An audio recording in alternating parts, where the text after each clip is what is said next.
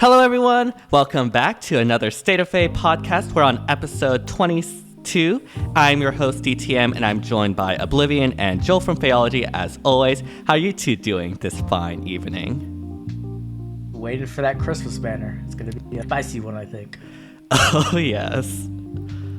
Ho, ho, ho! Merry Christmas! Sorry, I'm practicing for the 5-year-old. It's really annoying. Yeah, right? yep. Yeah.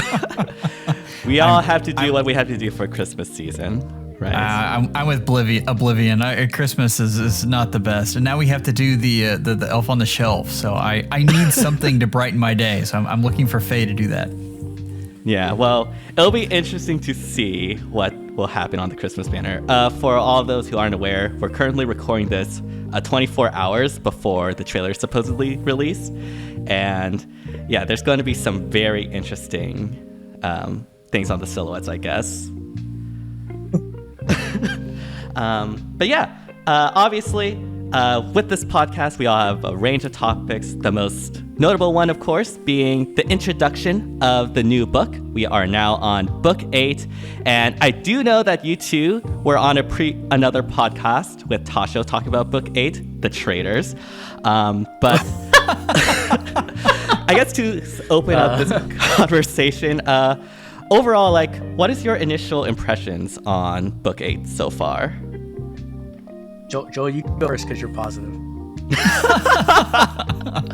I'm always drinking the copium. I mean, that's the deal, right? The story, I think, is a little more simple. I like that. I thought the story for Book VII was very convoluted, and we didn't have enough time to get into it. I like the new character, Ratatoskr. I mean, I think no one else on the planet likes the chibi and how cute she is, but I do think that's fun. But more importantly, I think she's usable. I like the way they are compressing roles right now, where you can have a unit that is supportive and a combat unit, and they're doing a better job of it. Like before, if they had a unit that did two things, it meant they were bad at both things. So I feel like Ratatoskr can be a good support unit and a good combat unit as well. Yeah, I mean, I've seen a lot of Ratatoskr art, especially among the Japanese artists. I don't know, I like her too. She's really cute, and I also like the role consolidation as well. Yeah, I think that I did a poll to see, and it was pretty much 50-50, on people who liked it and who don't like her. Wasn't that too about the sprite? That was about the sprite. Yeah, that was about the sprite. So I don't like the sprite. I don't really like cute characters, as you both know. Not that I mean, sometimes I like cute characters, but not very often. And so for me, I don't know, she's okay so far. She's fine. I do like that they are going back to the Veronica, Asker, Embla, as in the country storyline. I think that's great. That's what I want to see. I want to see that being explored, because that's the one plot line that's actually been starting from the beginning and going, right? Every other plotline goes through the book and then just gets dropped. So seeing that come back is good. I don't really like how they just kind of ignored Gullveig completely. It's they that didn't happen. They were just okay, right back to the last book's plotline. So I'm okay, why did you even write it then? You know what I mean? But whatever. I feel like this is gonna be Fjorm. Where she got sick, we ended that, and then we didn't talk about it for years. Right. Gullveig's just gonna show up and remember that time travel? Nope, don't remember anything. What are you talking about? Yeah, I mean, time has been reversed now, so we obviously don't remember, right? That's how time works. Right. Oh gosh, yeah, they should just not. Don't ever touch time travel. Just don't. But yeah, so that's where I'm kind of at. When it comes to the unit, I think she is very usable, and I like that she kind of is Regan Plus in some ways. She's a great pot hound, right? And she also offers support, and she can do combat. So pretty much the full package. So I'm pretty happy with that.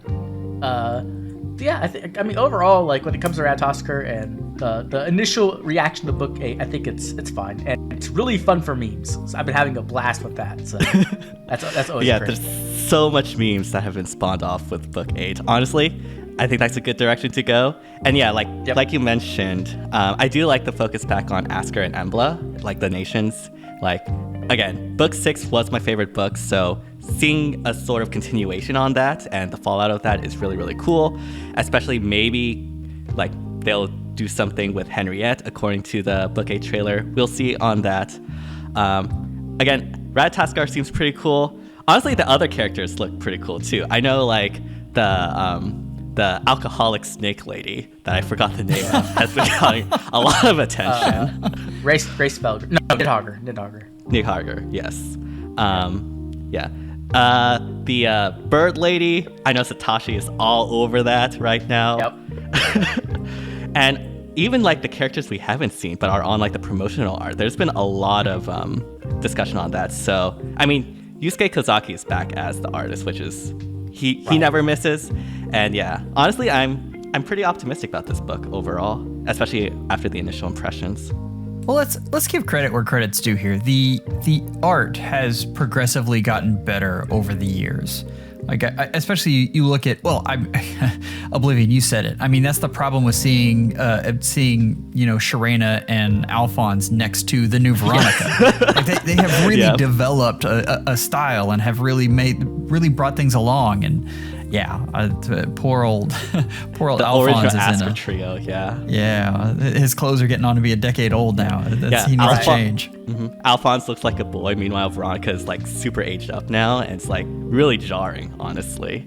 Yeah, I was about to say that. Like, I feel like he should be like 20 or something by now. Like, I don't know. Like, he need to do a redesign 100%. Like, just do it. Or maybe actually get like a legendary Asker trio or something. Like, maybe now is the time, or who knows? I don't know. Yeah. Hopefully, we'll see.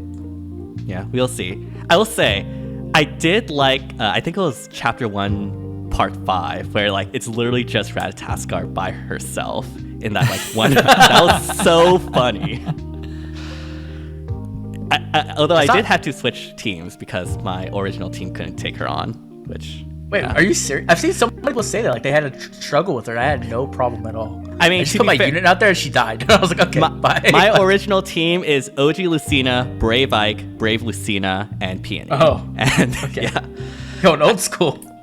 I mean, I had OG Sharena. I just maybe your units aren't beefed up enough. Like maybe you should give them more florets. Yeah, that's clearly the problem here. That's why I didn't beat Ratatoskr. Yes. Not enough Dragonflower investment. Oh man, my infantry flower stash is like crying right now. It's so sad. I don't believe you. Every time you show your flower, it's like 5,000. You're like, oh my gosh, okay, I'm so low on flowers. I only have 3,000 right now. Oh, and it's get out of here. Yeah, like it's a struggle. Perpetually live at like 600. I mean, like, I don't know, like. I have like a lot of infantries that still aren't fully dragon flowered, and like I don't want to touch it because who knows, maybe this upcoming SDR I want to like max flower someone. I know. Yeah. Anyway, you are that RPG player that has 9 elixirs at the end of the game. Exactly. Yes. Yeah, that's me. Everyone in the comments, say if you're you as well. You know the pain. We want to know in the comments.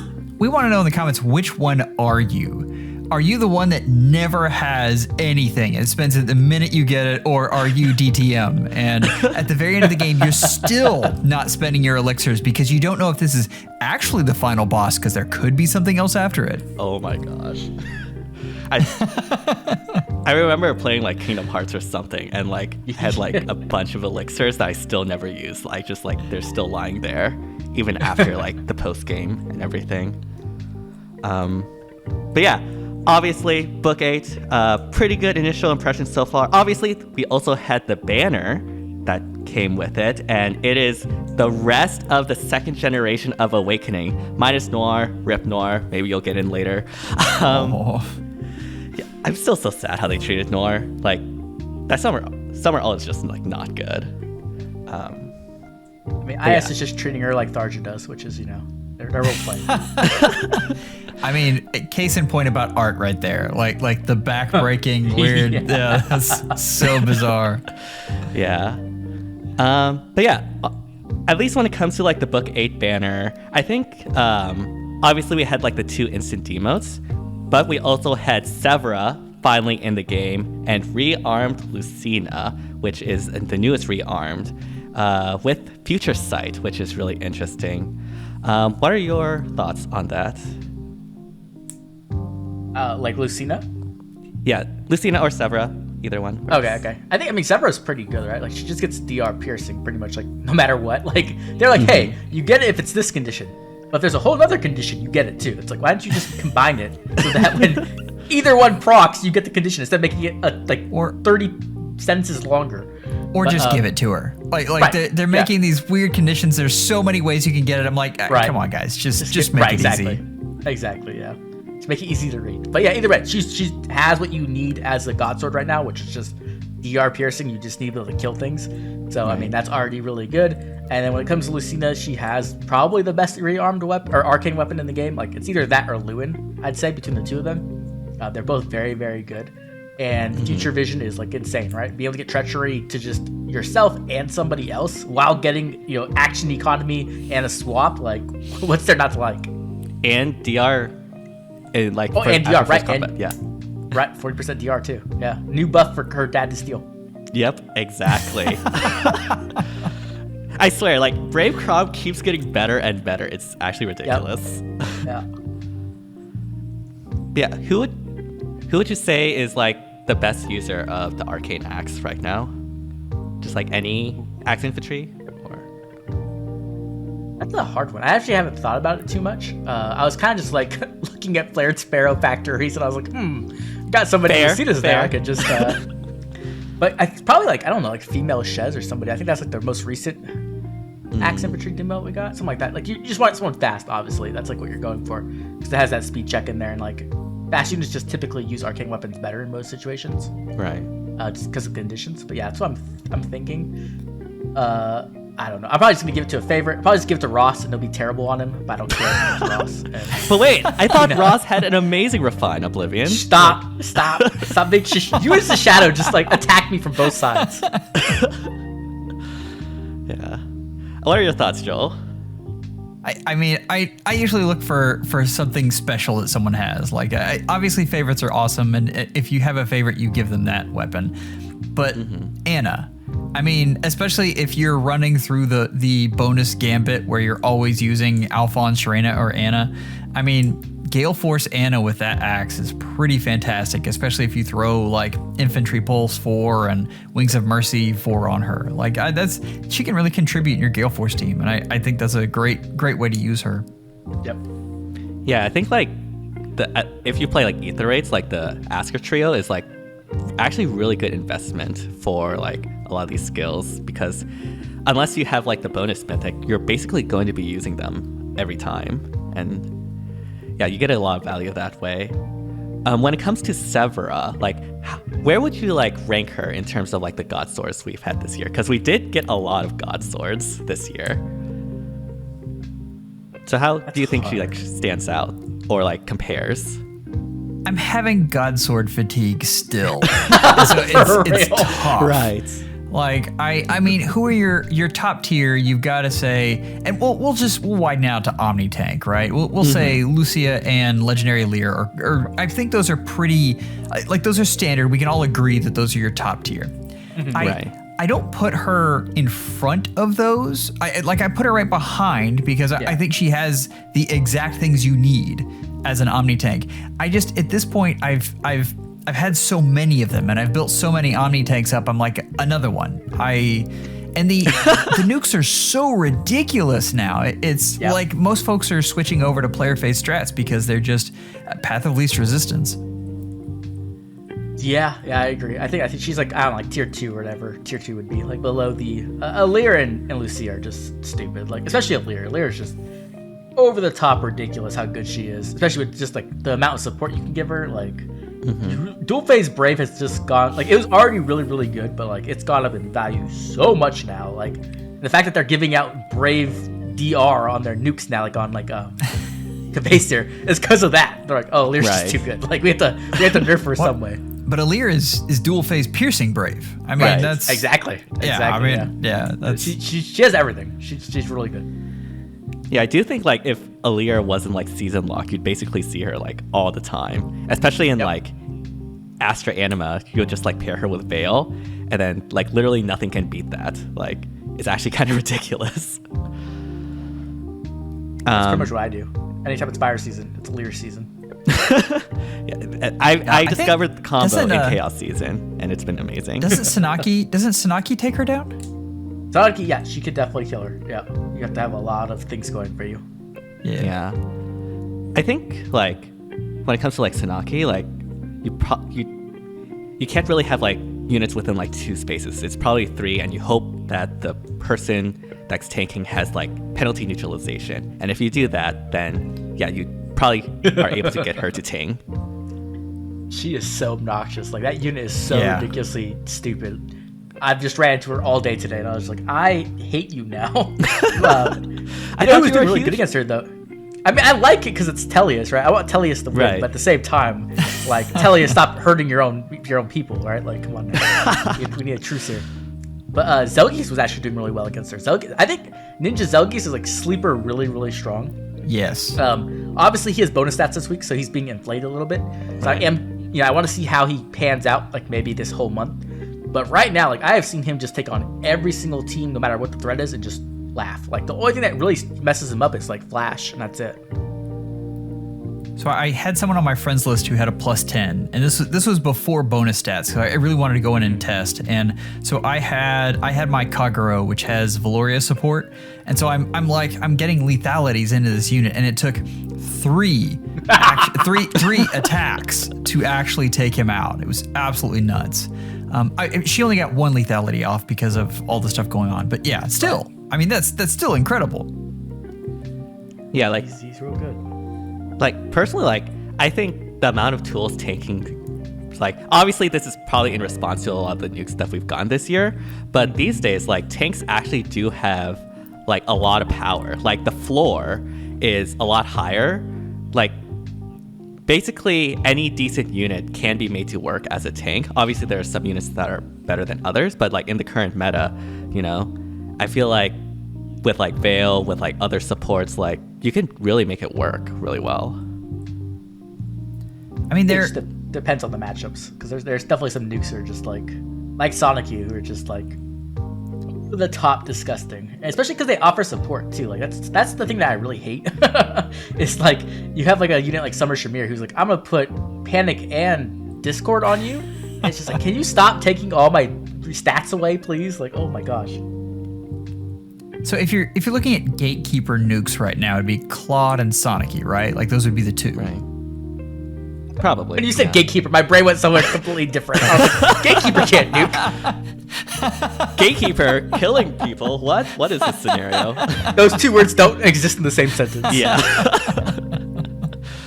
We're gonna get angry DMs from Shadow now.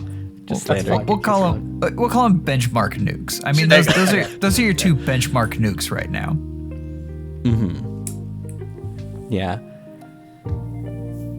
I mean, it'll be interesting to see. We did get like a new tier 4 B skill that can help with like at least infantry tanks, like the new tier 4 shield pulse. I forgot what the name was. I think obviously Buffer. I think Buffer. I think so. Yeah. Like obviously Severo with Godlike Reflexes uses it really well. Like I think pretty much any user of Godlike Reflex will probably want that skill. Any like fast Godlike Reflex user, right? Yeah, other than like Felix, then yeah. Yeah, other than Felix. I mean, that's the only thing he has to his name. We're gonna give it to him, okay? He doesn't have to charge his special. I mean, I guess you can put like. Oh, go ahead. I wanted it available on armors. That probably would have been a little bit too much. No more armors. No more. Stop it. Shield Pulse was kind of a poor man's hardy fighter for so long, and I wanted to be able to upgrade that. I thought that would be fun, but yeah. I wonder what. Go ahead. I don't want to go on a tangent, but I'm just gonna say I've been thinking of a video where I just complained about Hardy Fighter and how Hardy Fire ruined the game, because I actually think I was doing some meta analysis and everything went back to Hardy Fighter, and I was like, oh my god, Hardy Fighter is the source of our problems. I mean, it was like the skill you need to have before Guidance 4 existed back in SD, and like I think the reason for that is like with Aegis, like nothing beats unpierceable 75% damage reduction. Like yeah, it's just like super strong. That's pretty dumb. Yeah, unless you run like some weird like even Pulse Tempest or even Pulse Tie or something. But like even that's like really iffy. We did get I guess going back on topic, we also have the GHB with Valadar, and I don't know, I've seen some Twitter screenshots, people are like cooking up some insane things with Valadar. Like, have you seen like the level 1 Valadar like damage profile clears or something? Yeah. Like he's good. I mean, he's fun. Like I probably put him more on the level of Zane. Like, I think he's I don't think he, like Zane, I don't think was actually a good unit, where I think Valadar is, but I think Valadar is a better showcase person than an actual unit, you know what I mean? Right. Yeah, like it's better for like those montage clips and things, right? Than Yes. like in actual usage, right? Yeah. Exactly. Yeah, I feel that. Like, obviously, like, the scenarios that, you know, result in these outcomes are very, very, very stringent. But, like, I do think Valadar, like, we've gotten a lot of good GHBs this past year, and, like, Valadar is just continuing that trend of being GHBs that are, you know, actually pretty good. And I think that is really cool to see. Yeah, I think someone made a post about all the GHBs we got this year. Like, look at the quality, and the quality was extremely high. Like, compared to any other year, like, they definitely stepped it up quite a bit. Like, yeah, like units like Arian, right? Like, no one would ever imagine that would be a free-to-play unit. So, like, I definitely think that they've done really well in that, and that's something we should definitely praise them for. I mean, here's the list. It's Hans, Lumera, Ludwig, Vigard, Cornelia, Linus, Murdoch, Zephia, Cyril, Arian, Marla, Fargus, Valadar. So, I mean, about half of them. Half of them are really good, though. Half, I mean, that's yeah, at least half. Yeah, I'd say. Do you remember the year of all Lance Flyers? I mean, that's a lot better than that. I mean, like, before we'd get like maybe 2 units a year with PRFs, and this year we got like 75% almost. Yeah, it's really solid batch. Yeah. Hopefully they can keep that up and like make some like units I actually want, but you know. Yeah, we all have our grails hoarded up. Like, come on, IS, you know you want to do it. Yeah. I mean, I saw Valadar, I was like, cool. I mean, Valadar is nice, but like, it's not Nurgle, so I'm not gonna cheat on him, even though he's not here yet. I see a lot of people celebrating Valadar's finally, and I don't know. Like, I do not like Valadar. He's like by far the least interesting villain in Awakening. And I was like, I don't mind he's not in the game, but I guess he's in the game now, so like people can rejoice, I guess. I think for a lot of people, there was no one left. I know, that's the problem. These Awakening fans are like, oh my gosh, how dare they put Valadar in every other unit in the game, but except for like Vike is in the game from Awakening. It's like, oh my, like, Awakening fans, stop, please. Like, let some other games have some representation. That is actually really interesting to think about. Like, besides Vike and I guess Base Nor, like, who else is available for Awakening for a new banner? Is that like it? I think so. I'm told that's it. They're gonna start adding in the nameless units. Like, here's Awakening Soldier 3 adding on the banner. We're going to get like Ascended. We're going to get Ascended Lucina to fill in the gaps, sure. And she'll be in the Exalted outfit in the Cypher card, which is my dream. Oh my gosh. And everything will be good. I would just like, there's so many characters from other games I would just love to see in the actual FEH, like Nurgle and Athos. Like, I will never forgive them for not putting a Nurgle and Athos in this game. Yeah, it's like, it drives me insane. Don't worry, surely like the next Mythic banner will have them. Surely they'll be in a double Mythic in January. Right. Like from Mortis and Goto. That would I would literally like freak out. I would probably like break my computer on accident or something. I'd be freaking out, so, like, 10 days later, here's the video, guys. You'd blow out your mic again. Yeah, definitely. That would be so cool. Like Dark Nurgle, Light Athos, like counteracting. Oh my gosh. Come on, IS, please.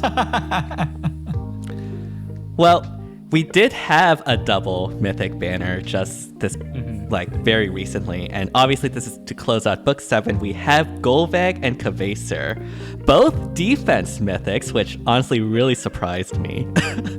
Yeah. Not happy about Gullveig, but I mean, Gullveig with the triple actions would have been so cool on offense. But I guess as like a defense unit, she works pretty well. And also has like Occult Strike too, which is like pretty much the B skill to inherit if you're like a mage unit. Yeah, that B skill is kind of like ridiculous when you think about it. It's like pretty much it's like legendary Selka turned into a skill. Like how is this okay? Right. Like what? And you get true damage before combat. Like that thing is nuts. And they're gonna release other versions of it, like for sure, right? They're gonna do like a defense version, I assume. Which is like, that's just horrifying for any like cav who doesn't need their B slot, which is quite a few actually. There's quite a few slots.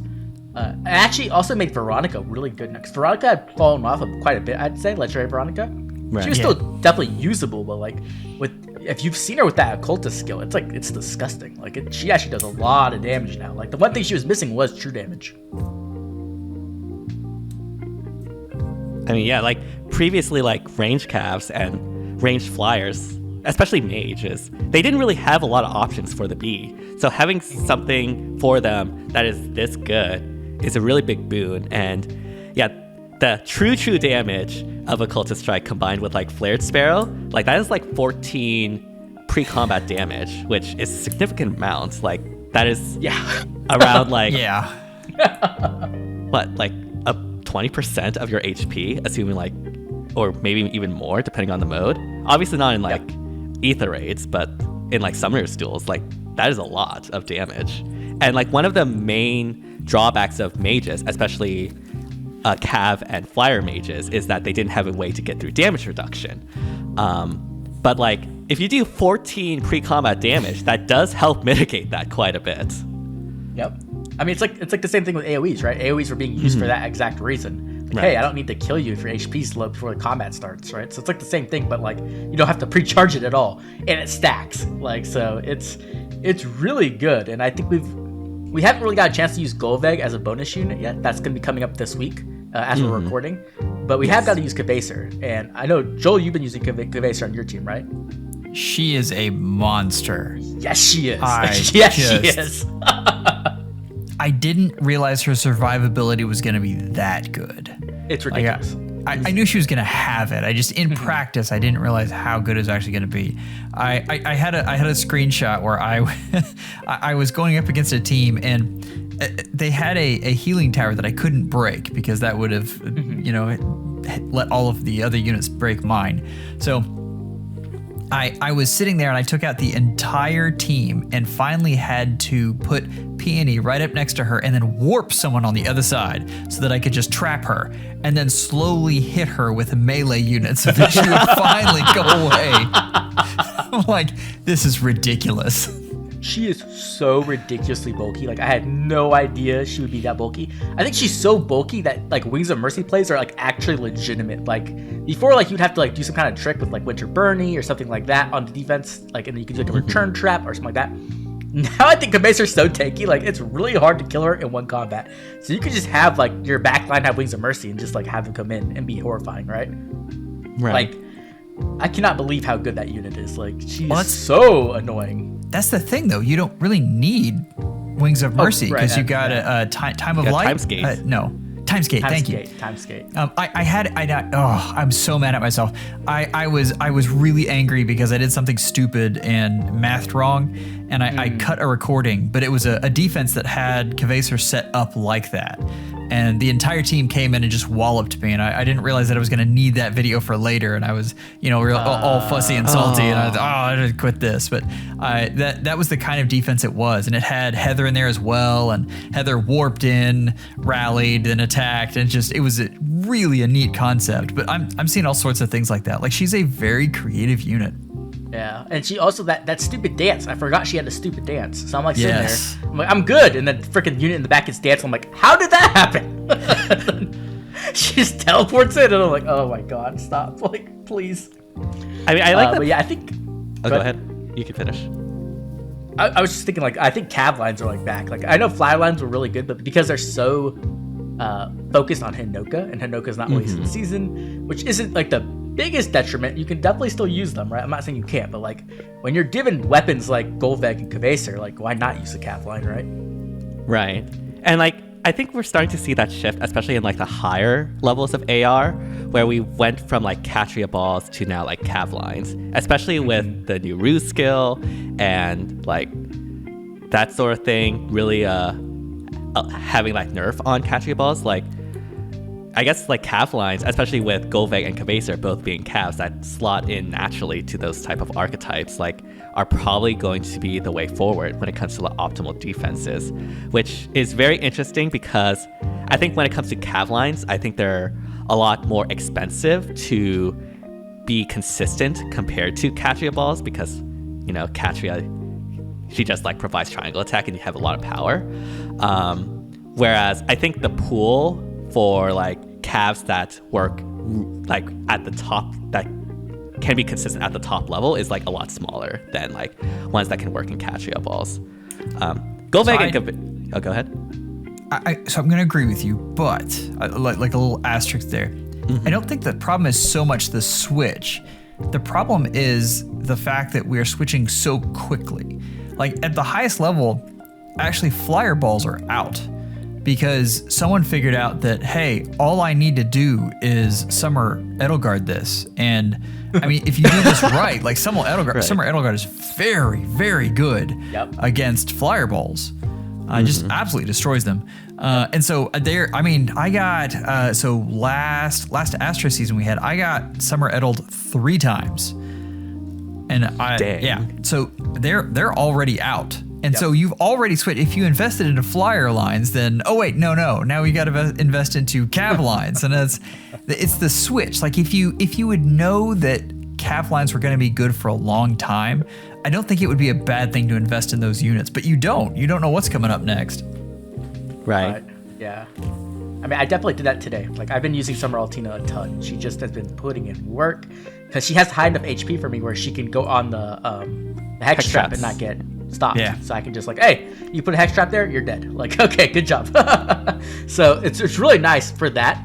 Cav lines have definitely been very toxic, and like there's all kinds of different iterations of Cav lines with all kinds of traps put in there now because of stupid Freyr, which has been driving me nuts. But I do think there's just a lot of options now for Cav lines, and I think there are a lot of, like you said, they are kind of expensive because you do need like specific Cavs, or not specific, but you like need a general grouping of Cavs, right?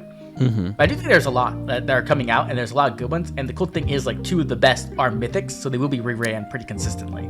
Yeah. So if you are interested in that, you can get them at least. There's one other problem with that though, and that's, so we were talking about Catria balls, and the thing is the Catria units. The Catria ball units can usually be used in a lot of different modes, and they're still good. Right. Yeah, Same with the flyer line. Like Wind Claude, I mean, he's not. I agree with the folks that say he's not top tier summoner duels, but he's really good in summoner duels, and so you could have him in multiple modes. Cavs are really only good on defense, and I've seen like Sanaki can be good on offense. Yep. But not as good as when she's out of bonus season. But still, like that's, you don't get as much use out of them, so it's harder to invest in them. 100%, completely agree. Like almost all my Cavs are just on defense now. Like, okay, guys, you're over there, you do your thing, and that's pretty much it. Like, I mean, it's kind of nice for me just because I don't have to change blessings as much, but it is kind of annoying if you're like trying to get a lot of like mileage from your units. Right, and like. That's why, at least on the level of AR where I am, like not fully merged mythics yet, like you still see like a lot of Catria balls simply because they are still like the most cost-effective way to get a good defense. I don't see that changing, at least on the lower levels, anytime soon, especially if like Ruse 4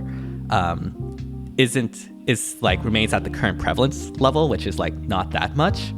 But yeah, like Cavs, like I think ranged Cavs are really only good on defense, so I guess it's good that Cav lines are back in that mode, so we have some place for them. But yeah, it's really interesting to see that development happen. I mean, I know a lot of people will be excited because, you know, there's finally a shift in the meta after Catria balls for so long, so I guess that's something to be super happy about.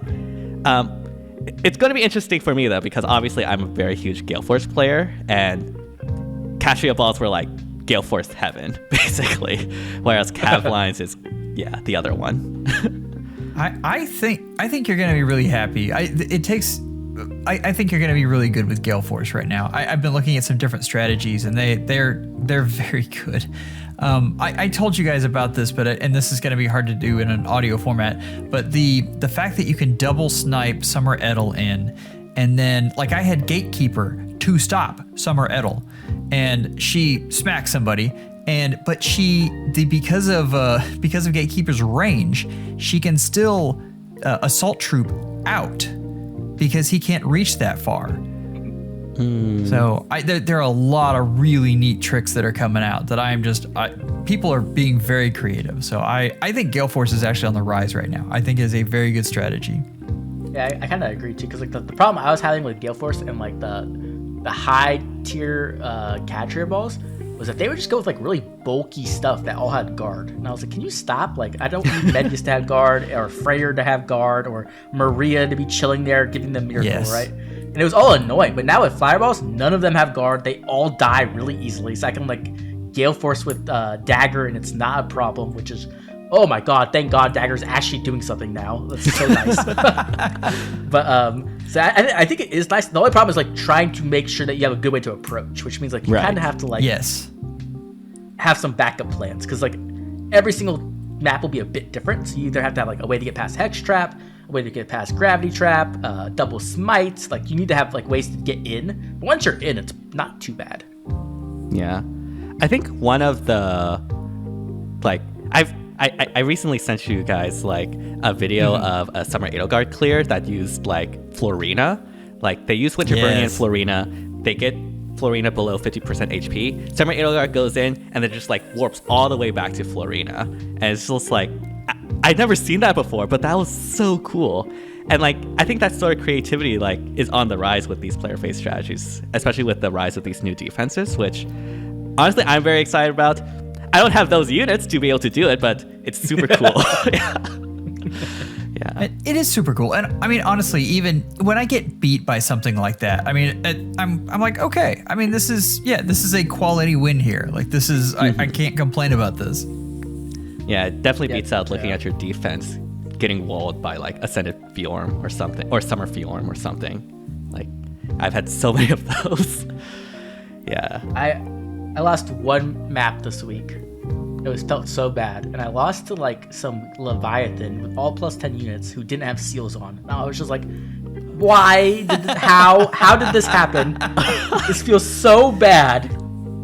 Like they literally were just like, here's my wallet. Here's my wallet. Can I have a win, please? And I was like, yes. And I was like, stop. Without any seals, that is insane. Yeah, it was like a +10 Brave Corrin, and like everything around her just like giving her stats, and she just didn't die. She almost died. She got down to like 5 HP, but she just barely hanged in there. And I was like, oh my gosh, of course.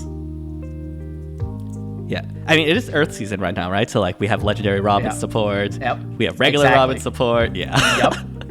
Yep. Even though play exists. Here's my question. Go ahead. Sorry, I blurted that out. My brain was churning. So, okay, I think that Kvasir and Gullveig are a good thing.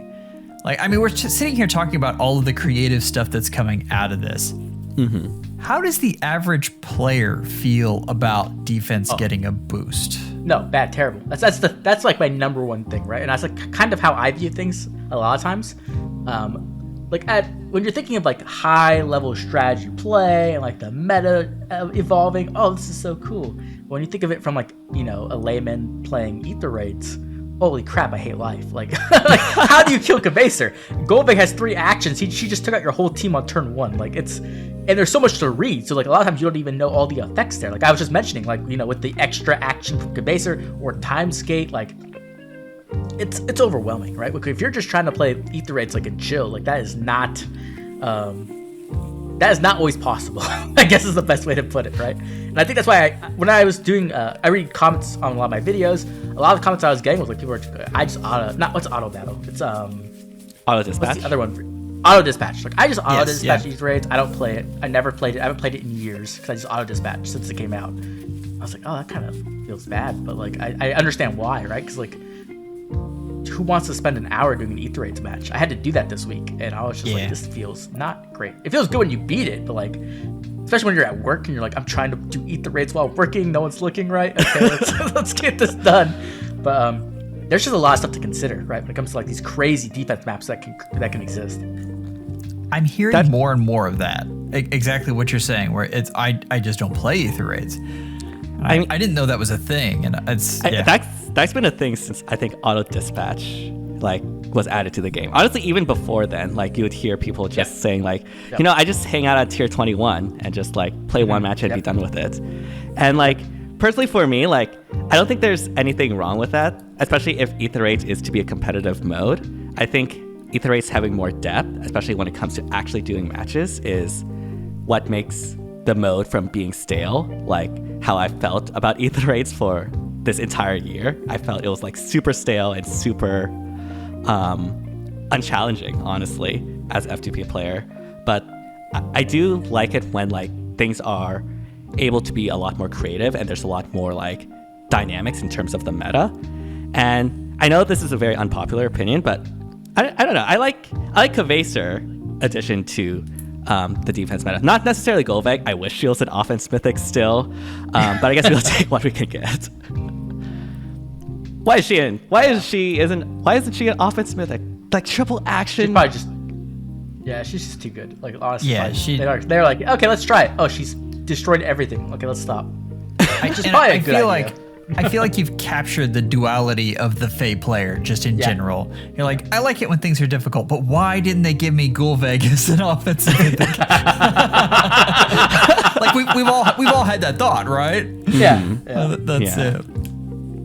I think the thing with ether raids was like, it's still, one of the two centerpieces of the game, and it's been like how many years since it came out? 2018, like 5 years. I think it's a bit rough. Like, obviously, Summoner Duels was trying to like take that spotlight a little bit, and it did to an extent, right? Like the competitive players, they play both modes pretty typically, I would say. The thing is like, the difficulty is just not dynamic enough, in my opinion, right? Like we really need some content where like people who just want to chill can play. Like like you go into Summoner Duels, maybe you get a chill match, but typically you're not. And when you go into ether raids, I mean, it depends on your tier to an extent, but like all it takes is like one toxic person chilling in the lower tiers to make you like not want to play. So I would just really love some content that is at the right difficulty, which is not easy to do, right? It's right. You have auto battle on one side and then you have Summoner Duels on the other. We need something in the middle of that. Yeah, and that is really hard, like to design like a thing that isn't auto battle, but also isn't like the competitiveness of Summoner Duels. Like, I guess one thing that could help is like better matchmaking. Like ether raids Lift and Summoner Duels Glory even like aren't exactly like the greatest matchmaking metrics, and even then, like obviously we have those screenshots of like gold players facing off against gatekeeper master players, and yeah, I guess that's something that we'll have to like think about. I also have to think about going forward. But hey, at least now we have a co-op auto battle, right? Like that's the content we want. Yeah. I think scalability in a mode is the hardest thing to do. Like you want something that is good for someone who's just getting in and good for someone who has been playing for forever. And that is really difficult. But also, I mean, this game makes a lot of money, and so I want them to put that time into it and not create what you're about to head into, which is, auto battle affinity. Maybe this game is going to be great. No, there's no way, is there? Let's stop. There's no like, metacopium. It's like a even more watered down TFT than Pawns of Loki was. Like, how is that even possible? Yeah. And the thing is too, is like I think they knew it was bad, and they were like, okay, what do we do? Well, you know what Fae players love? Shipping. They love shipping. They do it all the time. Let's put in a shipping mechanic. And I'm just sitting there. The second I saw that, like my heart dropped, and at the same time I just couldn't stop laughing. Like it was just like it was so sad I had to laugh. There was no other option. I mean, I think the shipping mechanic was fine if like they paired it with like an actually like mode that you controlled. Like people like forging bonds because of like the cute cinematics, right? It's like this would have been fine if like you were like controlling the characters and not like just auto battling. or Hero's Journey even. Hero's Journey. And, I mean, Hero's Journey. Gonna Yeah, that's what you meant. Yeah. I'm not gonna call Hero's Journey a good game mode, but it's fun. You know, it's Right. light. It's it's good. This is something. This is like less than Hero's Journey, and Hero's Journey was already very low on the commitment standpoint. Actual gameplay, Like, yeah. They were like, it's, like Frontline Phalanx, it was not popular. Let's make it 1 centimeter better. At least it's better than Frontline Phalanx. That's the standard we're at. Yeah, and I'm gonna watch the units kill each other. Like, it's just so dumb to me. Like, I just want to play the game. Just give me a reason to play the game, please. Yes. IS. Like, Yeah. I can't I believe don't- the auto battle in the title too. Like, really? Yes. Who thought that was a good idea? People, I guess IS knew that most people auto battle their content. Like Grand Conquest auto battle, like 40 bonds auto battle. I mean, it's the truth, Oblivion. Most people auto battle Grand Conquest, so You guys are sinners. you guys don't want to have fun. This is your fault. This is all. Everybody who auto battles Grand Conquest, this is all your fault. that's the next big feature they're gonna do, isn't it? It's gonna be auto dispatch for summoner duels. Oh no. They just need. There's so many things they could just do. I think like this game has so much potential, like such a ridiculous amount of potential, and they just don't use it. They don't use it. Like I was actually reading a comment today, and someone's like, "Yeah, I quit 3 years ago," and I was like, "Okay," and they're like, "But I actually love this game because I thought it was going to be Fire Emblem Light, but in fact, there's a lot more mechanics and depth to this game than some of the OG Fire Emblems even, right?" And I was like, "Yeah, that's Right. why I like it so much. I love that there's so much depth to this combat, and there's no RNG in the combat, which I just adore because I hate missing 99% hits, right? Like, that's just dumb." yep. Or getting hit so I by a think- 1% crit. Right, exactly, right. And so I think the game just like it has so much potential. They just need to learn to use it, Or like design please. systems around it, right? Yeah. Yeah, I mean, Ether Raids was when Ether Raids came out, I was blown away by how well that game mode worked and how dynamic it was and how many strategies you can use. Just like do that, but for PvE, and I think it's possible. I definitely think it's possible. It just requires work, right? Which is, for some people, they don't wanna do that. Blasphemy. Like, we don't work around here. But yeah. Yeah, hopefully, like, we can speculate on the future later, but, like, hopefully we do, like, I don't know, IS does, like, live up to FEH's potential, because I do agree, like, FEH is super deep, and that's one of the reasons why I love it so much. Like, there's a lot of things that goes on in it.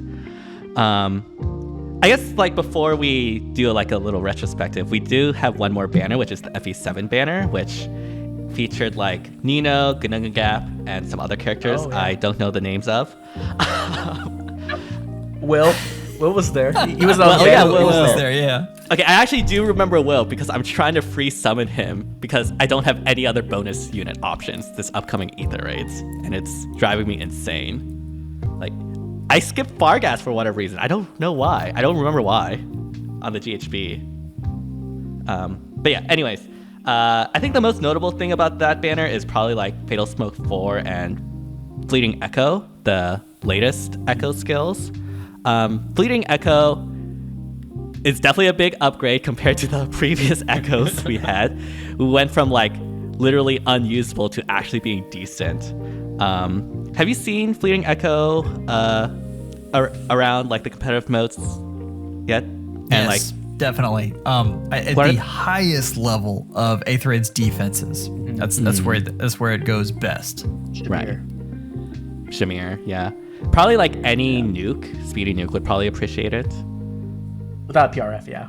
Definitely. Without a PR, that's always the important caviat. Yeah. I what mean, it's good. It's definitely good. Yeah. Who would you say is like the best user of it? Is it just like, I don't know, Sonic-y or something? Huh?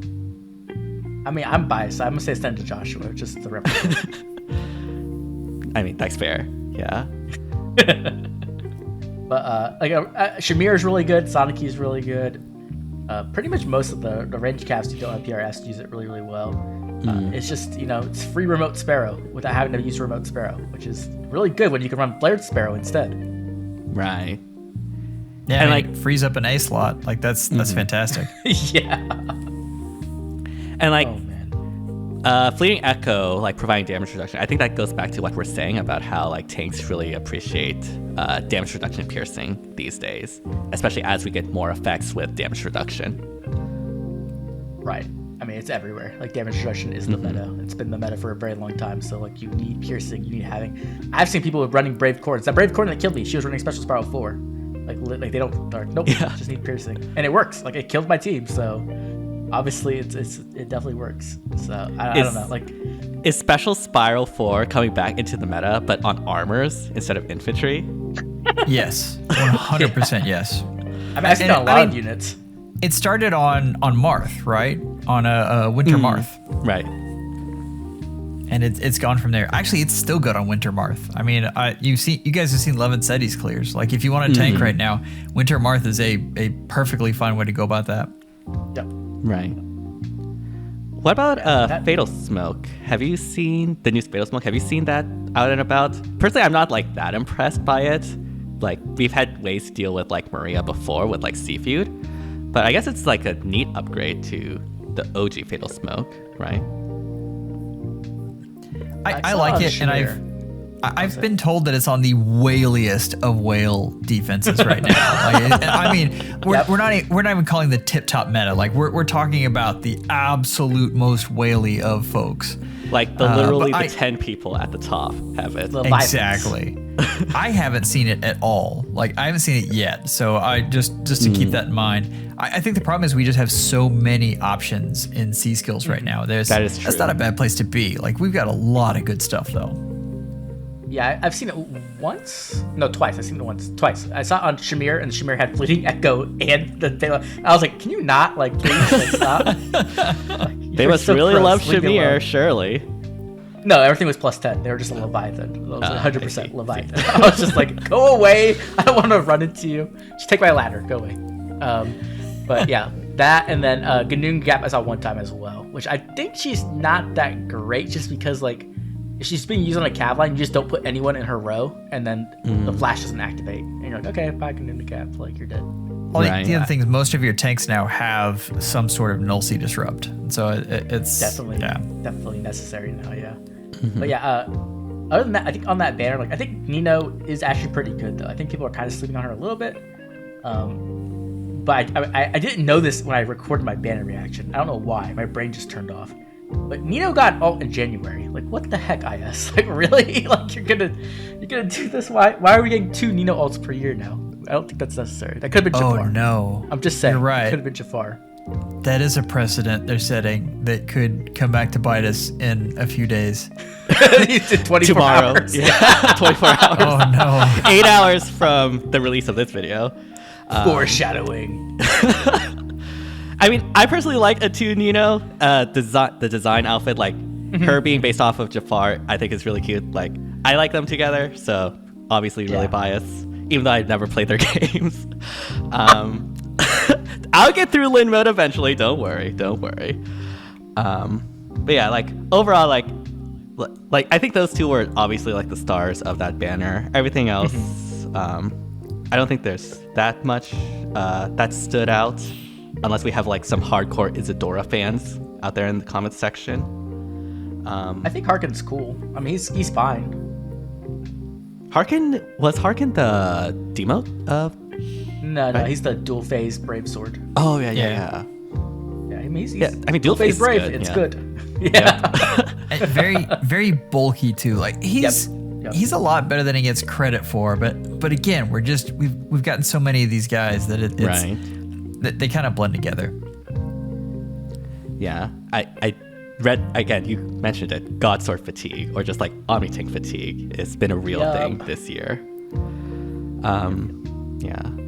Looking back over this year, obviously, with the start of Book VIII comes the conclusion of Book VII.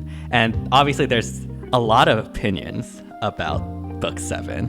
I guess, looking back at it as like a sort of retrospective, what are your overall thoughts on Book VII and how it developed over the course of the year? Are we talking about like the story? Or are we talking about just everything? We can talk about the story if we want.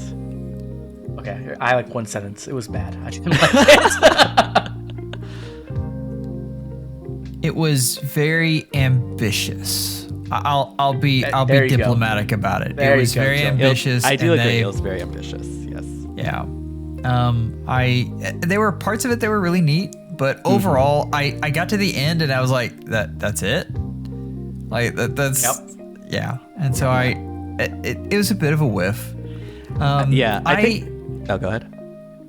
Go ahead. We'll continue on the story. Go ahead. Okay. I mean, at least for me, like, I do agree. Like, the writing and the pacing, like, this is a problem with, like, a lot of books, like we've discussed. Mm-hmm. But the writing and pacing, like, definitely really limited the story given its, like, ambitious scope. And I mean, personally, like, I like the time travel concept a lot. I actually think overall the outline of it was really good. But, like, the writing, unfortunately, just didn't deliver on that. So, like, overall, like, it was not a great book by any means. That being said, there were elements of the book that I did actually like. Like, considering, like, the context of CYL 7, I actually thought Gullveig to be a surprisingly compelling character, all things considered, with her being, like, trapped into that cycle and everything, and just, like, trying to find a way to get out of that. And the end scene also, like, was pretty wholesome, I'm not gonna lie. But yeah, overall, yeah, I guess that's, like, my overall thoughts on that. I'm gonna step out here and say I think unit design wise, I think they did a good job. Like, we're not talking about skills. I think that's a different thing. But the actual units they did, I mean, I feel like they spent a lot of time on these, and there weren't a lot of flops this year. Like, I expected there to be more, and for the most part, I thought they did a really good job. I think the skill creep is where the skill creep basically fed into PM1's word, which is complexity creep, and so that's been tough. But I'm looking here through the units, and these are units that are at least usable in one mode or another, and that's a tough thing to do. Skills just went crazy though, and I understand what they were going for, and I like that direction. I think just in true IS fashion, they don't really know how to do things halfway, and so they had each skill was more fantastical than the next, and you're like, oh my god, what am I gonna? I've got to inherit a whole new kit to this unit that I just summoned for like 2 months ago. So that was crazy, but yeah, overall, I thought they did good with the units. I think, they did good with the units where they're usable, but I think some of them were definitely like they always are. Some units just get treated so much better than other units, right? Like, I don't know, like a lot of the God Swords were just like copy paste, remove one thing, change something different, which is like, okay, come on, IS, really. And then there's also like I don't know, I feel like some of the units were just kind of like Alfred, like what was Alfred? Like, oh my gosh. No, Alfred was amazing. Like, plus 50 defense, like that totally breaks the game, right? Yeah. That's what Reddit and Twitter was telling me. It was like Alfred, and the next month is Lucia. And you're like, how is this the same year of design? And they definitely had low points. To your point, seriously, God Swords what was that? Yeah. There was oh my god. Wasn't it like 6 months of like at least a God Sword every month or something? There was 1 month we didn't get it. It was one skip, and then later on there was a month with 2. Yeah, obviously have to compensate for that. Like, I just missed that. Yeah. But other than overall, not too bad there. When it comes to skills, actually, you know what? There were some also like really outliers. I think there's some units like Claude and Freya who were just kind of like, what were you thinking, IS? Like, geez, I don't know. And then the skills, though. I think the biggest problem with the skills is they just went way too fast, right?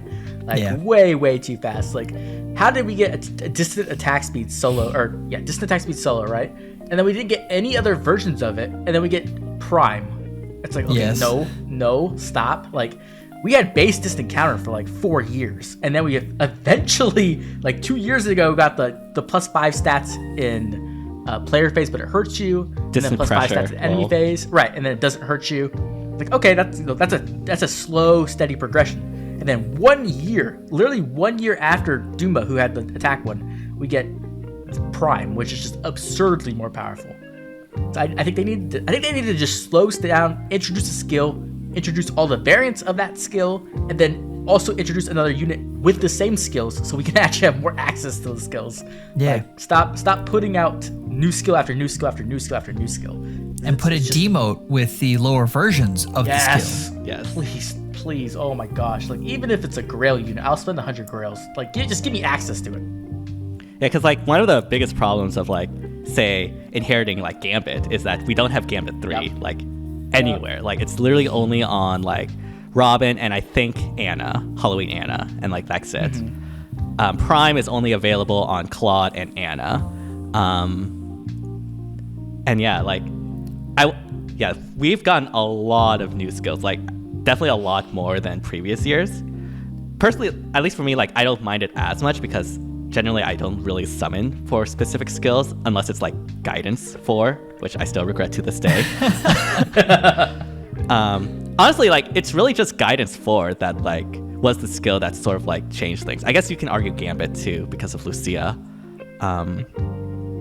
But Lucia is more like against, whereas Guidance is one like you probably want to have, at least for Summoner's Duels.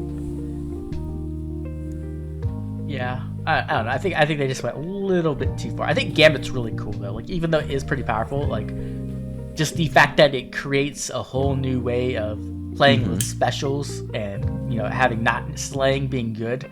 That's really cool design. They need to go that direction where they are creating new things that let other units shine instead of just, you know, here's attack speed Oath, here's attack speed Pledge, here's Insight attack speed. Like, okay, IS, let's slow you down just a little bit.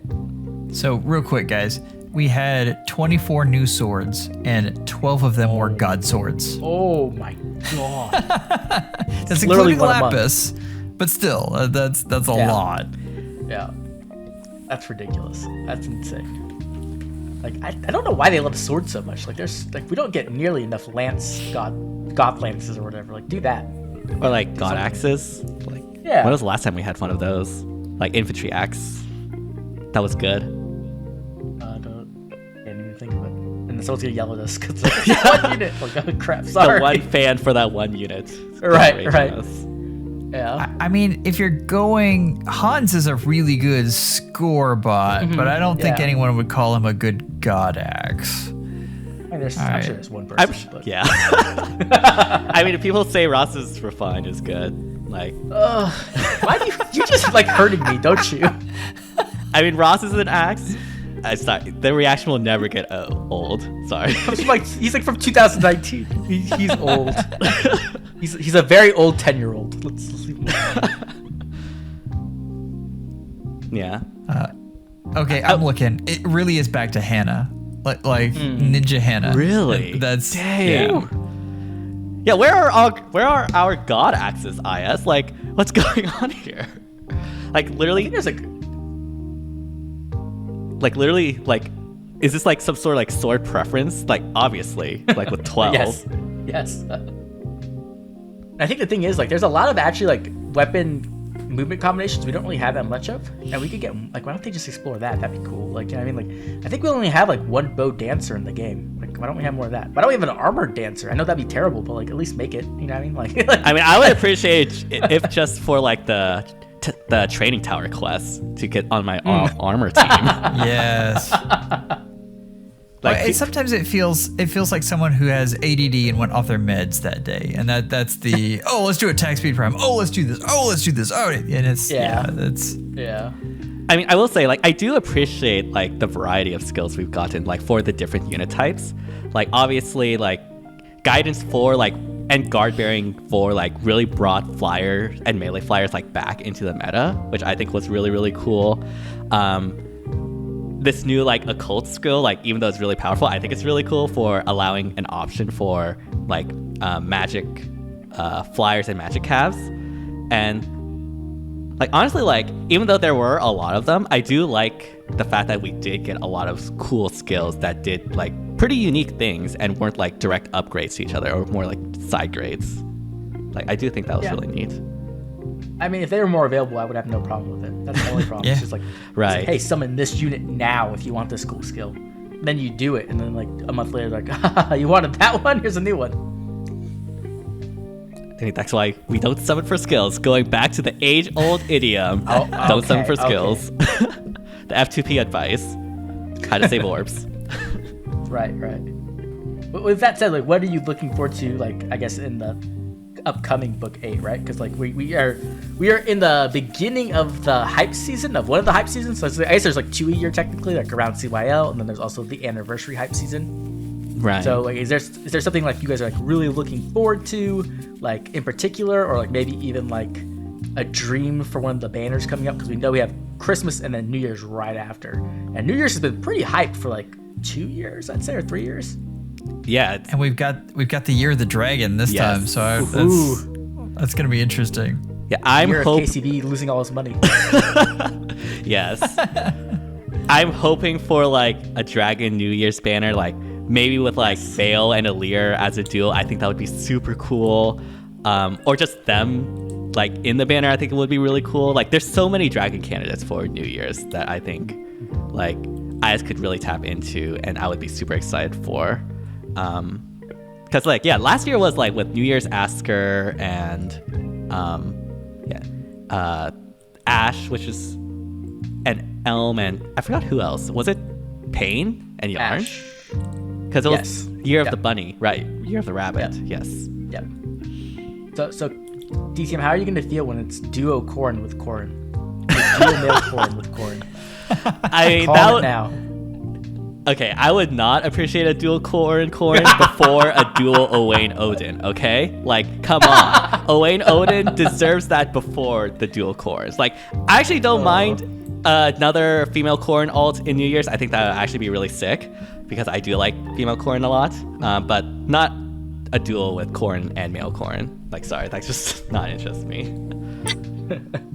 I mean, personally, you know what? I want Tellius Dragons. I want them. I think they have the coolest sprites in the game, and we haven't gotten to Seer yet. And I think that would be so cool. And Dignicia, like a real Dignicia, not like a Halloween one, would be really nice. And then, you know, cool Dragon Special. I've been asking for it for years. So if they add that, I'd be very happy with that. Even though it's kind of scary because they have Scowl. So I'm like, ugh. But we'll see what happens. I mean, I just wanted like a Dragon Gale Force. Like, come on. Yes. Like, oh my god. 4-turn Ninian cooldown. stocks. Ninian, yes. Lilith stocks too. Like, there's so much potential here. Oh my god, give it to me. Oh, I'd be so happy. That would fix so many problems that I have with dragons.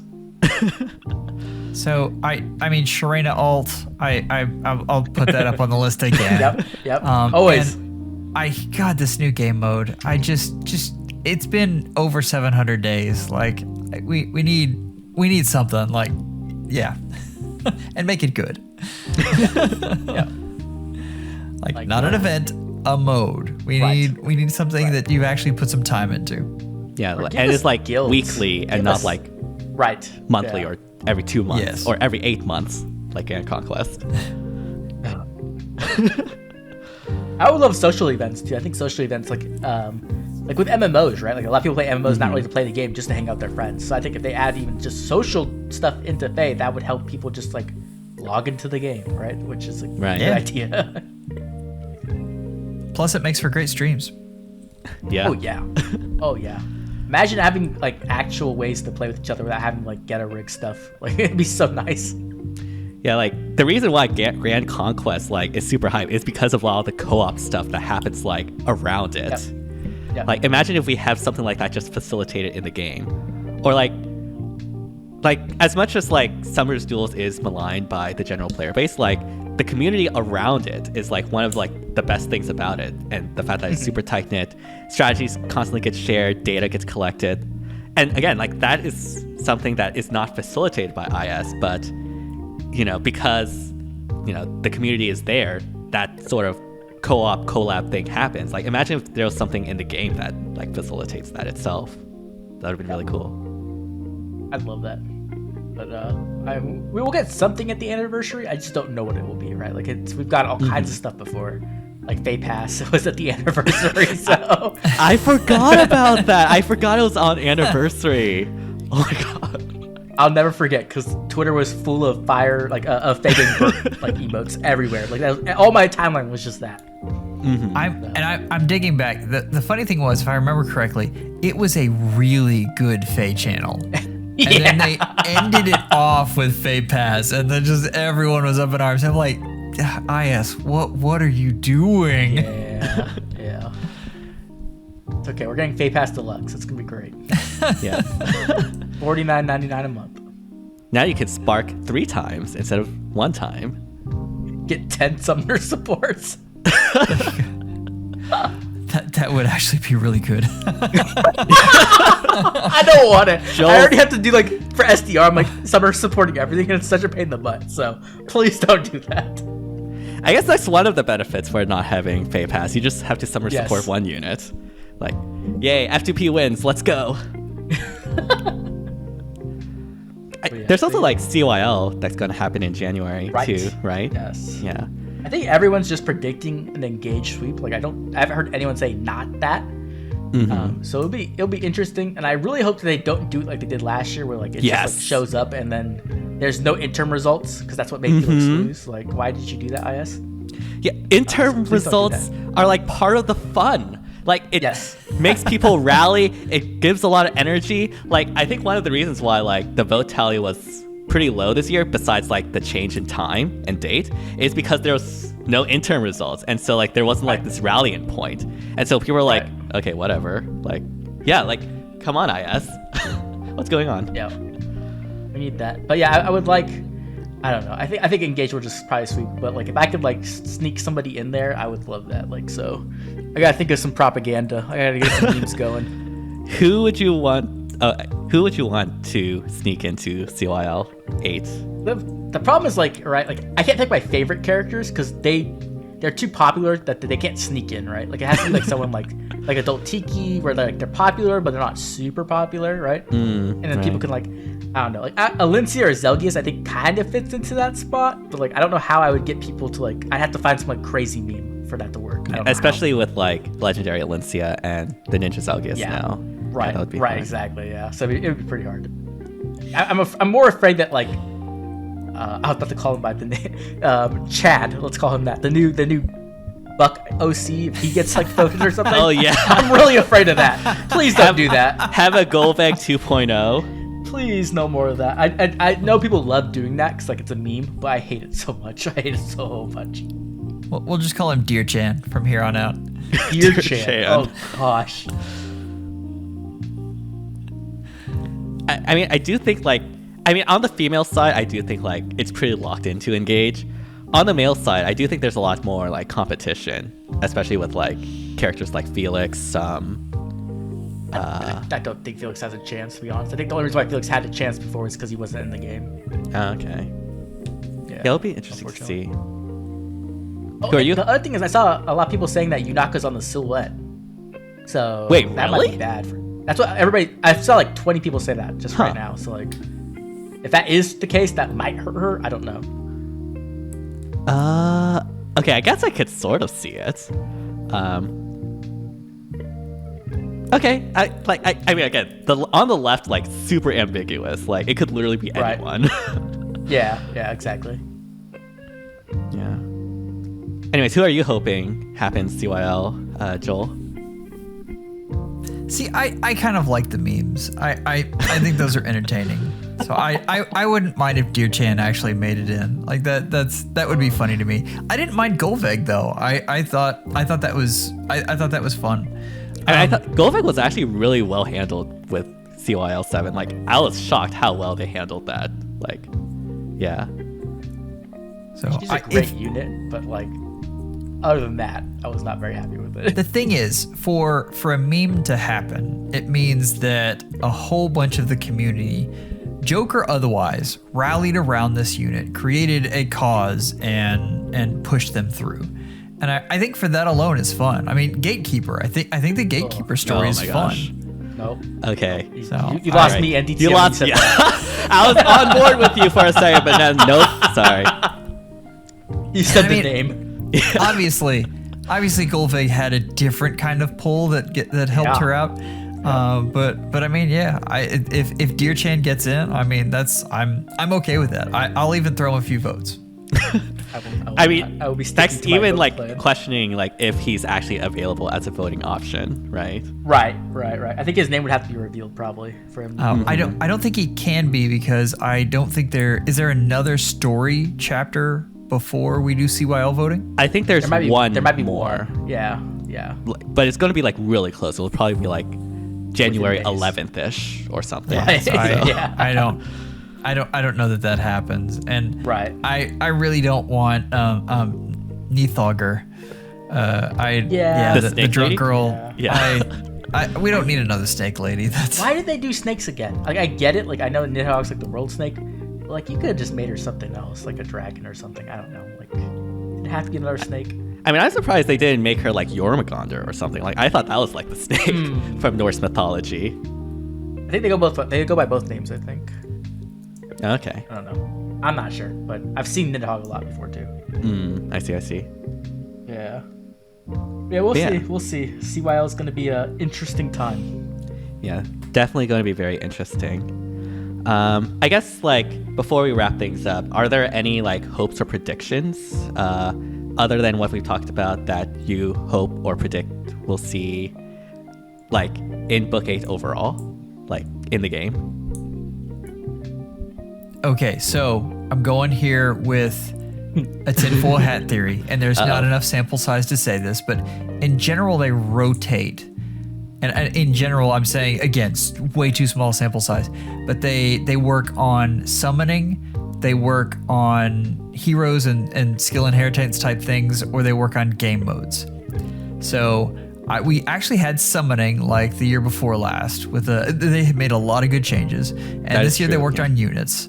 So I'm hoping this year is the year that they work on game modes, because I would like to see some updates to those, and of course I would like the new one. But I mean, even if they just updated the stuff that they have, I would love to see some attention spent there. Yeah, that'd be great. I don't know. Like the one thing I'd like that's not a big thing at all is like, can we get more mythics that are actually like characters and not OCs, please? Like I would love that. Just do that. That would make me very, very happy. Again, like we're waiting for that double mythic Athos Nurgle banner. I mean, there's so many characters, right? Like there's so many characters. All the like legends, right? We got like Elamine and that was it. I guess we got Bramimon too, but like there's like more of those you could do. You could do the Crusaders from FE4. Like there's so many characters to pull from. I mean, in honestly, fairness, and switch it up to where you have more non-OC mythics, and you can stick the OCs in the standard banners, and so you still get them out, but you kind of mix things up a little bit. I think it's a great idea. Yeah, especially like with new heroes having less and less like bankable characters, like having more OCs there could help like I guess alleviate the bleed from that. Yeah. Yeah, I guess when it comes to me, like I do hope we get like some sort of co-op. Like that's the main thing I've wanted from this game. I think co-op would be super cool. For CYL, I'm on board the Yunaka hype train, 100%. Hopefully she wins. I don't know what will happen tomorrow or in 8 hours. We'll see. But yeah, it'll be a very interesting year for Book 8 in FEH. But yeah, thank you. So tell us in the comments everything that is now irrelevant because of this banner. Like, let us know down here how much we got absolutely wrong because things changed. So they're gonna be like, okay, so the banner wasn't Claude, it was Athos and Nurgle and Yunaka, and also they put Deer Chan in because why not? Yes, that's actually Deer Chan. It's him when he's like younger. This is him when he's like 20. I love it. Oh my gosh. Yeah, can't wait to see. But yeah, thank you two so much. Always a blast having you on doing this podcast. And yeah, do you have any final thoughts before we end it off? Anything to say to our audience? Save your orbs. This is coming from a whale. Do it. There's too many banners. Have you looked at the calendar? There's like 12 banners. Yes. Save your orbs. This is the season where they come for you. Yes. Like this is if you can skip a banner. If you're on the fence about a unit, that means they're not good enough to summon right now. Yeah, like that's the thing. Yeah. If you have to ask, it's probably no. You don't need to summon. Exactly. Unless it's Guidance 5. Something. Because that's how good the units are going to be in this coming months. Like, seriously. Yeah. But yeah, thank you all so much for watching. Hope you all enjoyed it. I'll do another little spiel here. If you did enjoy it, be sure to like, subscribe, hit the bell, not only to my channel, but to Oblivion's and Phaeology's channel as well. The link will be in the description down below. And yeah, let us know down in the comments what your retrospective is on Book 7. What are your thoughts so far on Book 8, and what do you hope to see? And yeah, thank you all so much, and hope you all have an amazing rest of the day, and see you all next time. Bye, everyone. Bye, everybody. Bye.